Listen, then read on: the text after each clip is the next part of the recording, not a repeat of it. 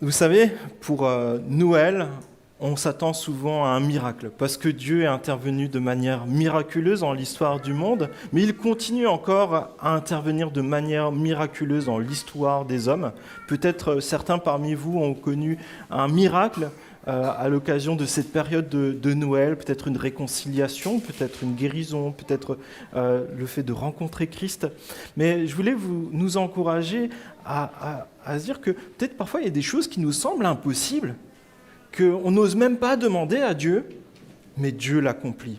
Et je vous propose de pouvoir découvrir un petit témoignage de ce qui s'est passé à Noël en 1914.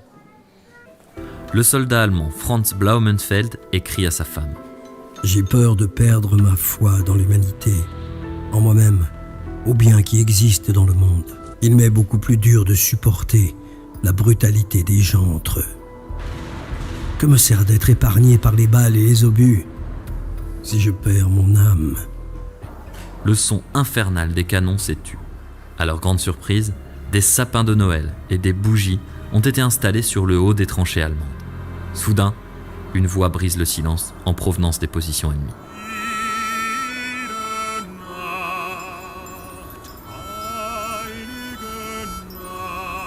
Alors, les Britanniques répondent, entonnant à leur tour un chant de Noël. Les soldats ont troqué les armes pour les chants et célèbrent Noël à l'unisson. Graham Williams, de la London Rifle Brigade, écrit : « Les Allemands chantaient une de leurs chansons, nous, une des nôtres, jusqu'à ce que nous entamions « Ho come all ye faithful » et que les Allemands reprennent avec nous l'hymne en latin « Adeste Fideles ». Et alors, je me suis dit, eh bien, c'est vraiment une chose extraordinaire. 2 nations chantant le même chant de Noël en pleine guerre. À la stupéfaction générale, un soldat allemand sort de sa tranchée et s'avance dans le no man's land. Les bras levés, il marche vers les positions britanniques. Cette scène surréaliste incite des centaines de soldats à se rejoindre. Certains brandissent des sapins de Noël et crient « Joyeux Noël !» On se regarde, les yeux dans les yeux, avec le même mélange de peur et d'incrédulité. Est-ce cela, la magie de Noël ? Certains fraternisent, s'échangent des cigarettes, de l'alcool ou de petits cadeaux. Un soldat anglais écrit à un ami : « La nuit dernière, les Allemands ont illuminé leurs tranchées et chanté « Joyeux Noël ». On a répondu avec le même chant. Puis nous avons chanté des chansons et des cantiques. Nous avons fêté la communion dans une vieille ferme et en rentrant, nous avons décidé de marcher à la vue des ennemis. Nous sommes rentrés en sécurité et certains de nos gars ont commencé à jouer au foot entre les tranchées. Alors, les Allemands se sont montrés et nous nous sommes rencontrés. Il y avait un tas de gens bien parmi eux. » Britanniques et Allemands profitent de la trêve pour engager un match de foot. Dans son rapport, un lieutenant allemand détaille : « Nous avons marqué les buts avec nos képis. Les équipes ont été rapidement formées pour un match sur la boue gelée et les Fritz ont battu les Tommies 3-2. » D'un côté du champ de bataille, un coiffeur anglais offre une coupe de cheveux à un Allemand qui semble en avoir bien besoin. Ces scènes surréalistes offrent une autre vision de la guerre, celle de milliers d'hommes envoyés combattre des gens qu'ils ne haïssent pas et qui finalement ne sont pas si différents d'eux. La fraternisation de Noël 1914 a concerné près de 100 000 soldats, mais une fois cette date dépassée, des millions d'hommes recommenceront à s'entretuer pendant encore près de 4 ans, comme si rien ne s'était passé. Au final, la Première Guerre mondiale coûtera la vie à plus de 18 millions de soldats. Surprenant. Comment peut-on vivre un miracle et retourner à la guerre ? Je remercie Mamie Twink, c'est le nom de la chaîne YouTube qui nous a donné les droits pour la diffusion. Et je pense que ça nous interroge. Comment peut-on faire cette rencontre surréaliste avec la paix de Noël qui est surnaturelle au milieu d'une boucherie? Dieu donne la paix. Pendant quelques heures, plusieurs jours, la barrière de la langue n'est plus un problème. On se retrouve dans les cantiques et l'adoration à Dieu. Et pourtant, il faut savoir que Jésus, lui aussi, il est né dans un monde en guerre. les Romains avaient un but, un objectif pour le monde, la paix. Mais pas n'importe quelle paix, la paix romaine par la puissance militaire. C'est pour ça qu'ils sont allés dans tous ces territoires. Jésus, lui, il a aussi un projet qui est clair, la paix. Avec toi, la paix dans le monde, la paix avec Dieu. Et cette paix, il ne va pas la conquérir avec la puissance militaire, mais il va la conquérir avec la douceur, l'humilité et surtout l'amour. Il faut comprendre qu'à ce moment-là, le pays d'Israël est occupé par l'armée romaine. Il y a une sorte de guérilla qui existe, une résistance pour chasser les Romains et regagner l'autonomie. Mais ça n'apporte que des morts. L'empereur romain de cette époque s'appelle Auguste et il place un roi sur Israël qui s'appelle Hérode. Et Hérode est cruel, y compris même avec sa propre famille. Il est allé jusqu'à exécuter une de ses femmes, ordonner la mort de 3 de ses propres fils, 2 de ses beaux-frères, et même Hircan, qui était l'ancien roi, ancien grand prêtre, âgé de 80 ans, et le grand-père de sa femme. Pourquoi ? Pour conserver sa couronne, assurer sa propre sécurité et sa propre paix à lui. Et là, ça, on voit qu'un contraste énorme. Jésus, qu'est-ce qu'il a fait, lui ? Il a abandonné son trône de gloire pour nous rejoindre dans un monde en guerre, un monde où il y a l'hostilité avec des nations, mais parfois y compris même dans notre propre famille. Pourquoi Jésus a fait cela ? Parce qu'il est venu pour nous apporter la vraie paix, la vraie joie, et c'est une bonne nouvelle que nous célébrons ensemble. Je vous invite à ouvrir votre Bible dans l'évangile de Luc, au chapitre 2, et on lira les versets 8 à 14, et je dirais dans la version Semeur, donc ça sera peut-être un peu différent de votre Bible qu'on utilise souvent, la seconde 21, la Bible blanche, vous voyez. J'ai choisi cela parce que les mots sont un peu plus poétiques. Donc Luc, chapitre 2, verset 8. Donc c'est cette rencontre avec les anges.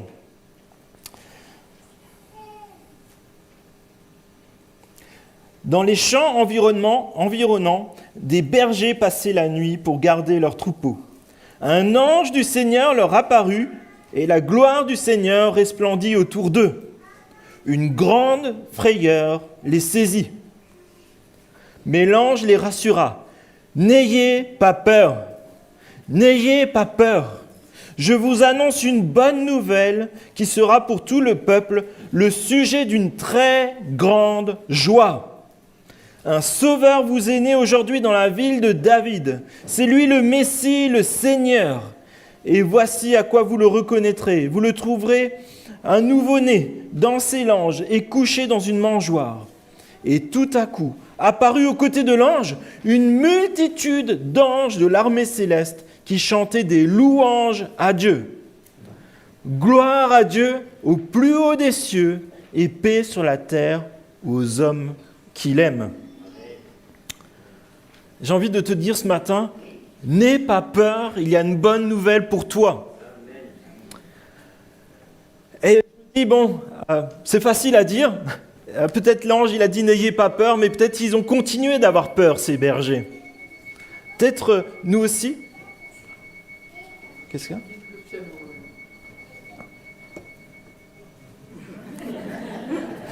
J'ai une Bible trop lourde. J'ai trouvé. C'est facile à dire, n'aie pas peur. Je ne sais pas si parfois vous avez dit ça à votre enfant. Ça va aller, demain tu vas à l'examen, n'aie pas peur, tu as fait tes révisions, mais peut-être c'est l'examen du bac, et finalement vous avez quand même les gouttes de sueur, vous dormez mal la nuit, pourtant on t'a dit, n'aie pas peur. Ça vous est arrivé ? Oui. Et c'est là que justement on a besoin d'une paix surnaturelle dans des moments où on a peur, mais que tout nous dit qu'on a raison d'avoir peur, mais que Dieu nous dit, n'aie pas peur. Et les bergers sont effrayés, car Dieu vient à leur rencontre. Toute leur vie, on leur a dit, mais si tu vois Dieu, tu meurs. Et là, Dieu vient à leur rencontre.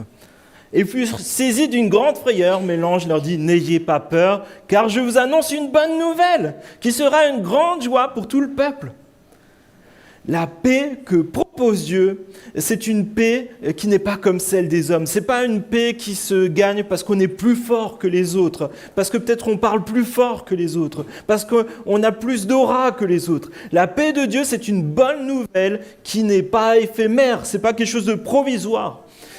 La paix de Dieu, c'est une source de grande joie. C'est pas juste une joie qu'on te donne comme ça, c'est que tu emmènes la source avec toi. C'est pas comme si tu avais, par exemple, tu vas au magasin, tu prends une bouteille d'eau, une fois qu'elle est vide, tu n'as plus de joie. Là, c'est t'emmènes la source avec toi. Ne me demandez pas comment on fait, mais Dieu te donne la source de ta joie avec lui. Et cette source de joie, c'est Jésus-Christ. Peut-être pour Noël, on égaye l'église, on égaye nos maisons avec des décorations, avec des choses qui nous rappellent la joie, la paix, le côté cocooning. Je pense qu'on aime bien ça quand il fait froid, d'avoir ce côté cocooning. Mais Dieu, lui, t'assure la paix et la sécurité pour toujours. C'est une paix qui est miraculeuse comme celle qu'on a découverte dans ce reportage. C'est une paix qui est miraculeuse. Et comparé à ce reportage-là, elle est éternelle. Cette paix concerne en premier lieu notre relation avec Dieu. Verset 11, « Un sauveur vous est né aujourd'hui dans la ville de David, c'est lui le Messie et le Seigneur. » Tout d'abord, c'est un sauveur. Et lorsque un ange est apparu à Marie pour l'avertir qu'elle portera Jésus, en même temps, un ange va aussi voir Joseph et il lui dit cela. Matthieu 1, verset 21, « Tu lui donneras le nom de Jésus, car il sauvera son peuple de ses péchés. » Et là, il y a quelque chose d'essentiel à comprendre, c'est que si vous avez commis un péché contre Dieu, c'est-à-dire désobéi à sa volonté, et ce n'est pas forcément avoir tué quelqu'un, c'est simplement peut-être avoir menti, peut-être avoir blessé quelqu'un, peut-être simplement de nier le fait que Dieu vous appelle. Mais j'ai envie de vous dire cela, vous avez besoin d'un sauveur. Car seul Dieu peut pardonner les péchés que vous avez faits contre Dieu.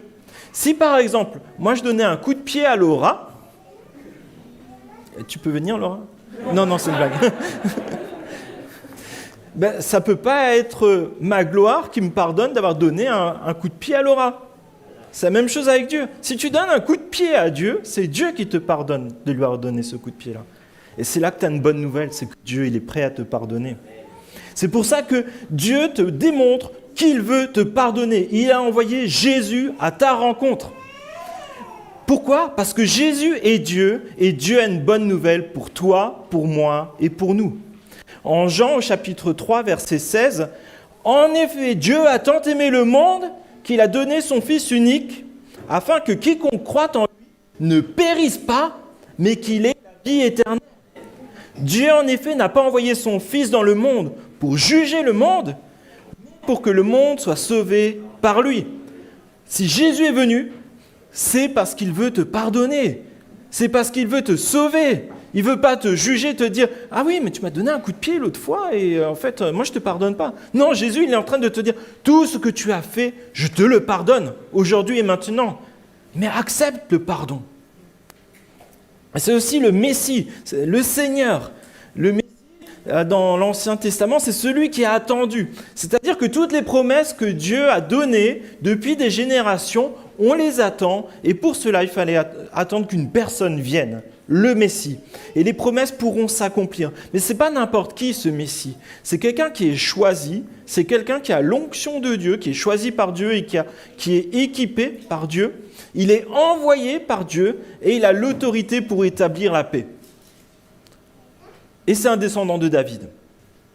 Beaucoup de critères, mais finalement, est-ce qu'un homme aurait pu accomplir ce que Jésus a fait ? Non. Il fallait qu'il soit à la fois Dieu et à la fois homme pour connaître notre vie et pouvoir nous rejoindre. Et pourquoi Jésus est-il venu ? Pourquoi est-ce qu'il a abandonné son ciel de gloire pour venir ici ? C'est parce qu'il veut que tu sois en paix avec Dieu. Vous savez, il y a eu l'armistice de la Première Guerre mondiale. Et l'armistice, on retient toujours le 11 novembre 1918 à 11h. Mais en fait, c'était à 5h, un quart du matin. Donc c'était plus pour les lève-tôt. C'était dans un wagon-restaurant qui était stationné dans la clairière de Retonde, en forêt de Compiègne. Et sont présents, entre autres, l'amiral britannique Hope, le général Weygand, l'amiral britannique Wemyss et le maréchal Foch, que vous voyez ici. Donc le maréchal Foch, pour les cours d'histoire, pour le bac, ça s'approche, c'est celui qui a la canne. Il a une canne. Et là se passe quelque chose, ces hommes se rencontrent dans ce wagon et ils font une offre de paix qui prendra doucement place à partir de 11h, le temps que ça se propage sur toutes les lignes de front. Et Dieu, ce matin, il te fait cette offre de paix. Et pour cela, il l'a écrit comme on le ferait dans un traité. Dieu a écrit un traité de paix pour toi. Tout d'abord, ce traité a écrit un jour. Et c'est là où on voit la puissance de l'action de Dieu pour nous donner des détails très précis, pour nous prouver la véracité de ce qui est écrit dans la Bible. Et l'évangéliste Luc donne beaucoup de précisions pour démontrer que tout cela se passe bien réellement. Parce que ça se passe déjà un jour, au moment du recensement sous le règne de l'empereur Auguste, où Quirinius était gouverneur de Syrie et Hérode roi d'Israël. C'est-à-dire que c'est l'histoire réelle qui s'est passée dans un lieu réel, dans une ville, la ville de Bethléem, dans une étable, dans le monde réel. Et là, il y a un sauveur qui est venu pour enlever notre culpabilité. Il y a le Christ qui est venu pour réaliser toutes nos espérances. Et il y a le Seigneur, c'est-à-dire celui qui peut vaincre tous nos ennemis et procurer la paix, la sécurité et nous satisfaire pour toujours. C'est écrit dans ce traité de paix que Dieu te met devant tes yeux. Mais on oublie souvent une personne, c'est que devant ce traité, il y a aussi toi, le pécheur. Il y a moi, le pécheur. Et si ce traité n'est pas signé par toi, c'est qu'il y a un problème. On comprend bien ça. C'est que ces soldats ont connu durant quelques heures, quelques jours dans ce reportage, une paix qui était surnaturelle. Ils ont connu la fraternité au milieu d'une boucherie, d'un champ de bataille. Ils ont trouvé la joie pour jouer même au foot au milieu des éclats d'obus qui étaient autour d'eux. Et Dieu te propose peut-être aujourd'hui cet instant un peu hors du temps, un temps où ce combat cesse, pour te donner l'opportunité de saisir la paix avec Dieu. L'armistice était provisoire le 11 novembre. Ce qui s'est passé, c'est qu'il y a eu un traité de paix qui a été signé à Versailles le 28 juin 1919. Et aujourd'hui, finalement, on est un peu dans ce temps-là, entre cet armistice, où Dieu dit « Aujourd'hui, tu as encore le temps, jusqu'à ce traité de paix, pour être en paix avec moi. » On va continuer sur cette histoire de traité de paix. Mais je voudrais vous parler de l'histoire d'une conversion de C.S. Lewis. Quelqu'un connaît C.S. Lewis ? Ah. Qu'est-ce qu'il a fait, C.S. Lewis ? Ouais. Les enfants, ça vous parle, Narnia ? Oui. Ah. Narnia, c'est une histoire avec une armoire. Hein. Ça peut être un film à regarder en famille, c'est pour Noël d'ailleurs. Et C.S. Lewis, en fait, il est appelé sous les drapeaux britanniques lors de la Première Guerre mondiale, mais il est blessé en 1917 et il est rapatrié en Angleterre. Et en rentrant de guerre, sa conclusion a été « Si Dieu avait créé le monde, ce ne serait pas le monde fragile et défectueux que nous connaissons. » Cet homme, C.S. Lewis, était athée. Après la guerre, il était athée militant. Comment Dieu peut permettre une boucherie pareille ? Ces millions de morts, ces personnes qu'il a vues mourir à côté de lui. Et Lewis, il est fasciné par les mythes. C'est pour ça que dans ces histoires, il y a beaucoup d'histoires de mythes, comme par exemple dans Narnia.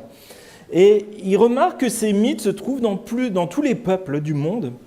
Et tous les livres qui l'intéressent, il aime beaucoup l'histoire médiévale avec les mythes et ainsi de suite.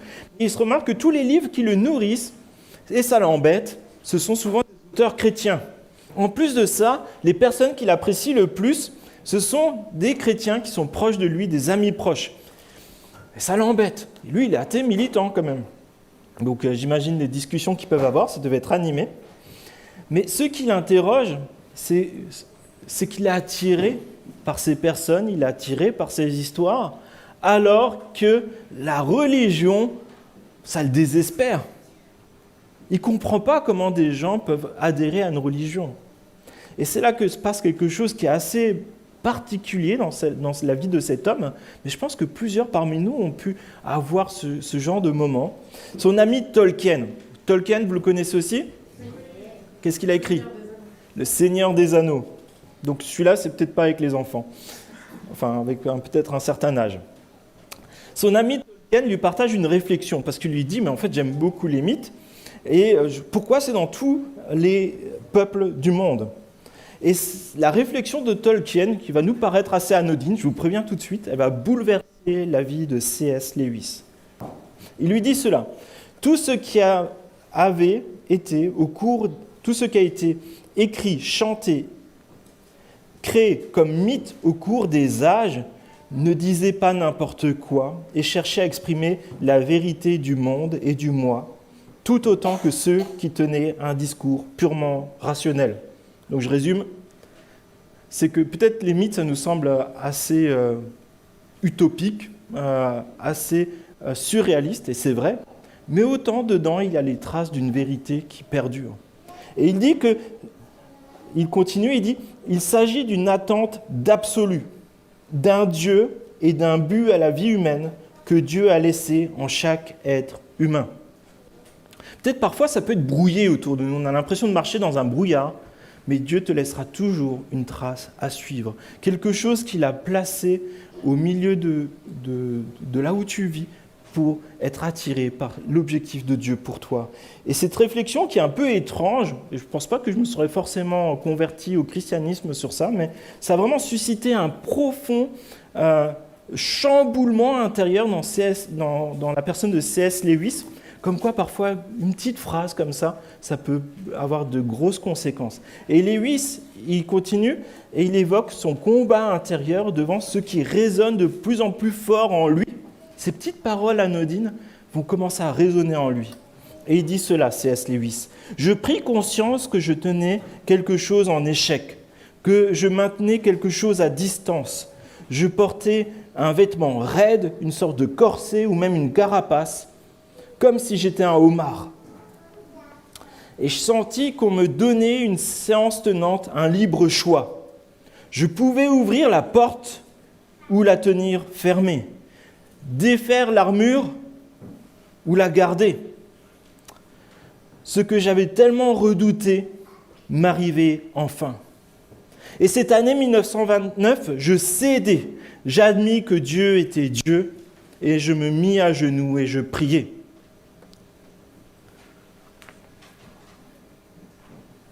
Et ça, il l'écrit, C.S. Lewis, dans le récit de son combat et de sa rencontre avec Dieu dans un livre qu'il a intitulé « Surpris par la joie ».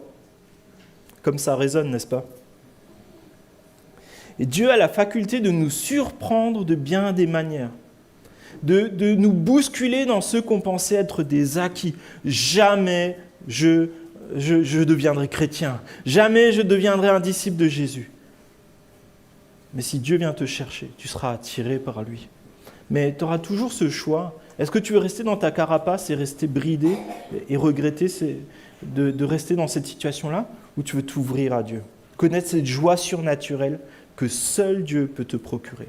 Personne d'autre ne pourra te la procurer. Personne d'autre ne pourra enlever ce qui t'étrangle, ce qui te suffoque. Et peut-être ce matin, tu ne t'attendais pas à ce message, tu ne t'attendais pas à cette rencontre, mais j'ai envie de te dire, mais les bergers, le matin où ils sont partis dans la prairie avec leurs moutons, ils ne s'attendaient pas à rencontrer un ange, ils ne s'attendaient pas à rencontrer Dieu, ils ne s'attendaient pas à voir Jésus dans la soirée. Ces soldats qui ont froid dans la tranchée, Et peut-être tout simplement l'espoir que peut-être pour Noël, quand même, il n'y aurait peut-être pas de bombardement. Et Dieu leur a donné tellement plus. Des ennemis, il en a fait des amis. De ce lieu tragique, il en a fait un instant, un moment de joie, un moment de fraternité. La guerre aurait pu être terminée si le cœur des hommes n'était pas si sombre. J'ai envie de te poser cette question. Est-ce que tu n'as pas une guerre, toi aussi, à terminer, à arrêter? Peut-être avec Dieu. Tu te bats avec Dieu maintenant depuis des mois, des années. Peut-être cette guerre, tu l'as avec ton conjoint. Peut-être tu l'as avec un parent, un collègue. Pourquoi ne pas arrêter cette guerre? Qu'en attends-tu de bon? Rien. Tout ce qu'il y a de bon, c'est dans la paix de Dieu, la joie de Dieu. Parce qu'il y a une bonne nouvelle. La vraie paix, c'est une paix qui est céleste et qui vient de Dieu. Et qui te tombe dessus comme ça et qui change ta vie. Ce n'est pas quelque chose qu'on peut fabriquer. C'est une rencontre personnelle avec ton Créateur. Ce n'est pas une religion. C'est une vie toute nouvelle qui veut faire plaisir à Dieu. Verset 14. Gloire à Dieu au plus haut des cieux et paix sur la terre aux hommes qui l'aiment. J'ai envie de te dire, cette bonne nouvelle, c'est que Dieu t'aime et qu'il doit être en paix avec toi et que tu sois dans sa famille. Parfois j'entends, si Dieu existait, il n'y aurait pas de guerre. Mais j'ai envie de dire, si le péché n'existait pas, il n'y aurait pas la guerre. Ce sont les hommes qui sont en guerre. C'est les hommes qui détestent la paix. Pourquoi? Parce qu'ils sont égoïstes, ils aiment le pouvoir et en ont soif, ils ont peur, et c'est la peur qui provoque les guerres. Les rivalités, les disputes, c'est ça qu'il y a dans le cœur de l'homme.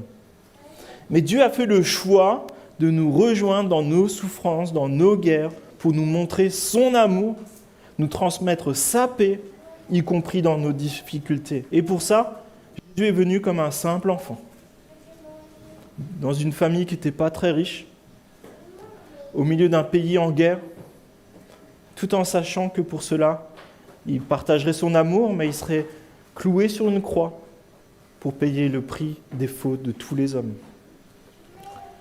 Qui aurait fait ça? Sinon, quelqu'un qui t'aime.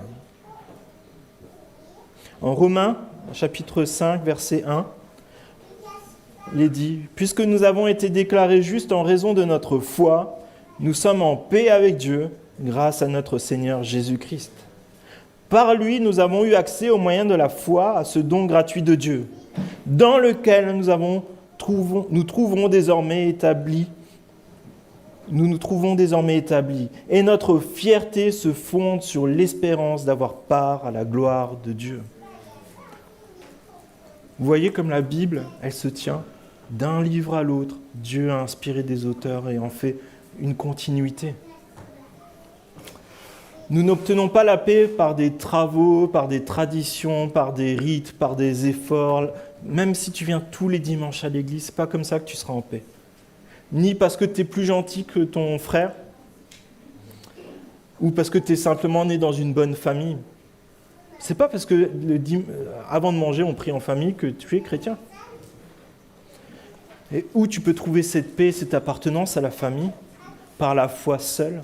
Lorsque tu crois en Jésus comme celui qui est venu te sauver, celui qui veut te conduire, te diriger, celui qui est ton roi. Et c'est là le trésor suprême de nos vies.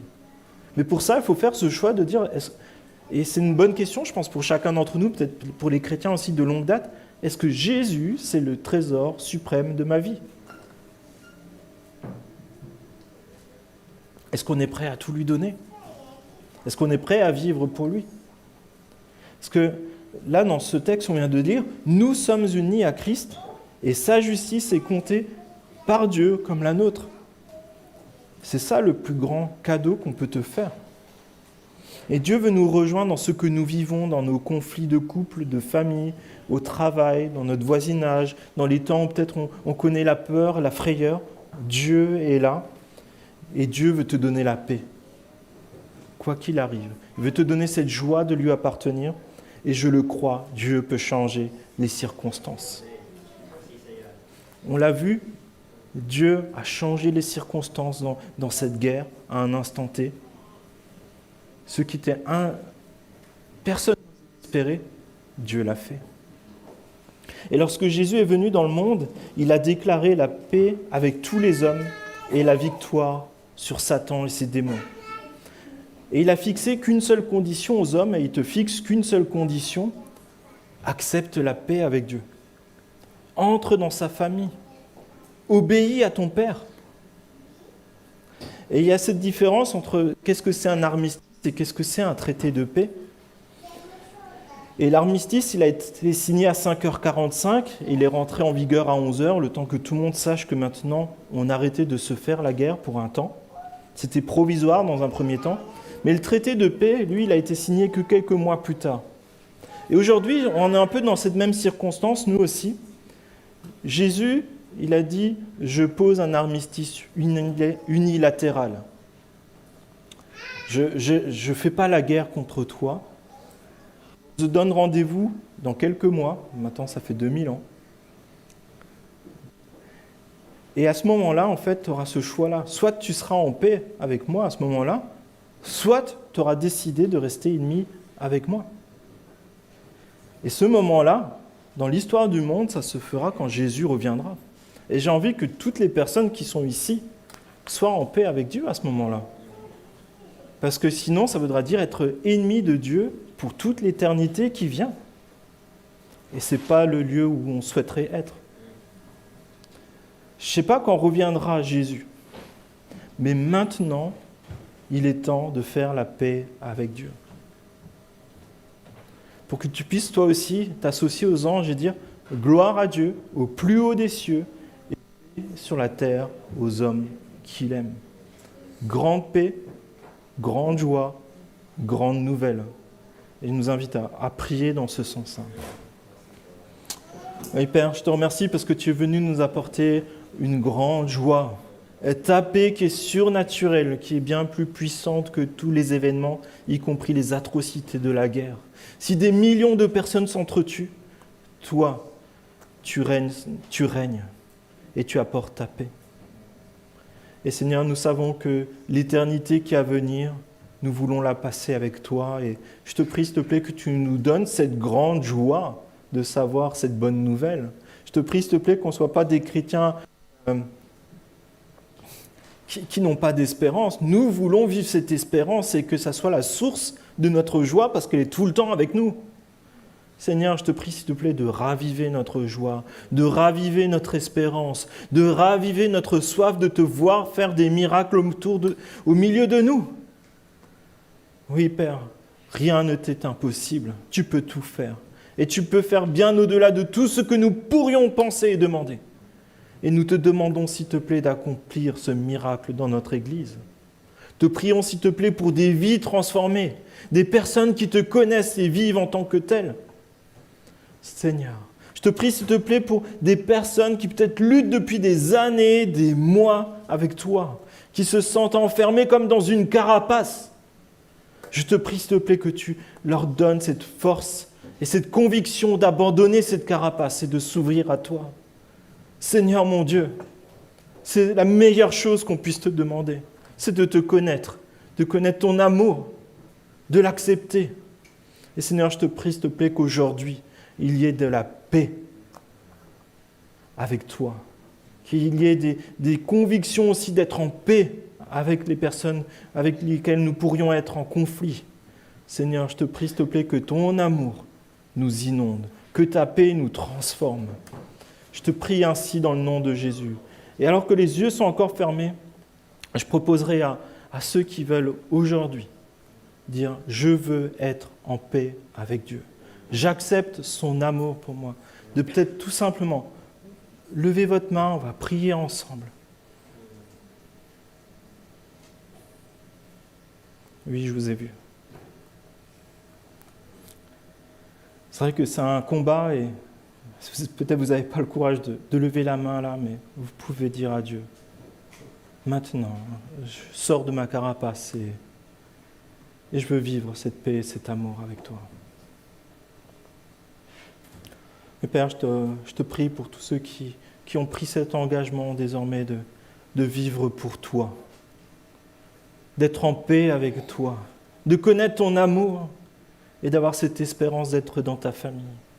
Je te prie, s'il te plaît, qu'ils puissent connaître cette joie surnaturelle maintenant, de découvrir dans leur quotidien cette bonne nouvelle, ta présence perpétuelle, le fait que tu sois la source de leur joie en tout temps, en tout lieu, en toutes circonstances. Seigneur, je te prie, s'il te plaît, pour eux, je te prie, s'il te plaît, qu'ils puissent maintenant démarrer cette nouvelle vie avec toi et s'engager pour toi, publiquement aussi. Seigneur, je te remercie parce que tu accomplis des miracles. Tu nous attires à toi et tu nous donnes ta paix et ta joie. Je te prie aussi pour ceux qui parmi nous connaissent des difficultés, des souffrances. Je te prie que là aussi, dans la maladie, dans les conflits ou autres, tu puisses donner ta paix, ton amour, ta force et le courage aussi, parfois, de faire ce qui est nécessaire pour rétablir une relation avec toi, rétablir une relation avec un parent, un conjoint. Seigneur, je te prie, s'il te plaît, que tu sois notre paix, notre force, notre joie. Amen.